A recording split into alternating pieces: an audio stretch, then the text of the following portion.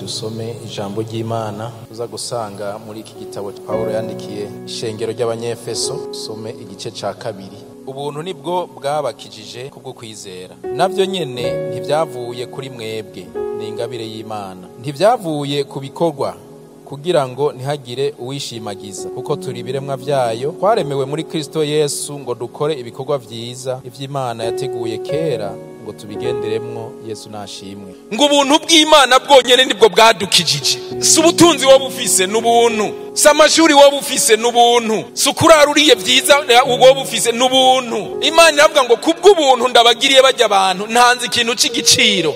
Iravuga ngo uyu muntu nubwo yoza n'ivyo afise byose n'ivyo atunze byose, iki giciro ntaco yoronka, reka ndagitange ku buntu. Nico gituma Bibiri tubwira ngo mwaguzwe igiciro kinini bene data, nubwo wigurisha rumwe urazimvye. Imana yaratanze ubuntu, iravuga ngo igiciro Satani yarakunyaze ndakigushubije, ariko igisabwa ni kimwe gusa, nuko wizera yuko igiciro wewe cawe kiri muri Kristo Yesu, kuko Yesu niwe yaje akagitanga. Wewe icyo usabwa gusa ni wizere mu izina rya Yesu. Nukuvuga Imana imaze gutanga iby'ubuntu igusaba ikintu kimwe gusa, ngo erega igiciro cawe nubwo utarabimenya, igiciro cawe namaze kugitanga igihe Yesu yasa n'uwakerewe ataranaza no mwisi, hama kaza agashika no ku musaraba akabambwa yambaye ubusa kugira ngo wewe wambare neza izizimvye. Icyo usabwa ni kimwe gusa, no kwizera. Nubwo buntu rero buciye mu kwizera nibwo bwonyene budukiza. We n'utabizi amenye yuko igiciro yaguzwe kimusubirako iyo yizeye ko ubuntu bw'Imana bwaciye muri Kristo Yesu. Ni wizera ukemera ngo igiciro jewe nari mfise igihe Satani atari bwaze kutuvangira ni kirya Yesu yatanze, ndacakira rero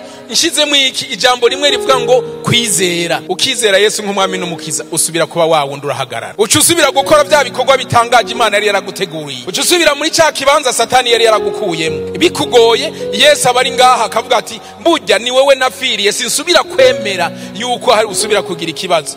Nico gituma bavuga ngo ni to redemption, to redeem. Nukuvuga ngo ikintu cari caraguzwe kigatakara, umuntu agasubira kukigura bwa kabiri. Imana yari yaraduhaye agaciro, Satani arakanyaga, mugabo Imana yo nyene iravuga ati nzeka nsubire ngure ubwa kabiri. Nivyo bita redeem, irasubira kugura ubwa kabiri, irakuzana. Ndakwinginze wizere Yesu mu izina rya Yesu. Umaze kwizera ugashika muri cya kibanza Imana yari yaragutegekanije, kimwe Satani gushika nuno Musa ashaka kugukuramo. Ntiwihende n'ubu Satani aracashaka kukunyaga, ariko Yesu nawe ari hajya yaravuze ngo data ngo abo wampaye bose ngo nta numwe azovamwe atari umwana wo kurimbuka gusa. Bose nimupfisha ubusa ubwo buntu nibwo bwadukijije.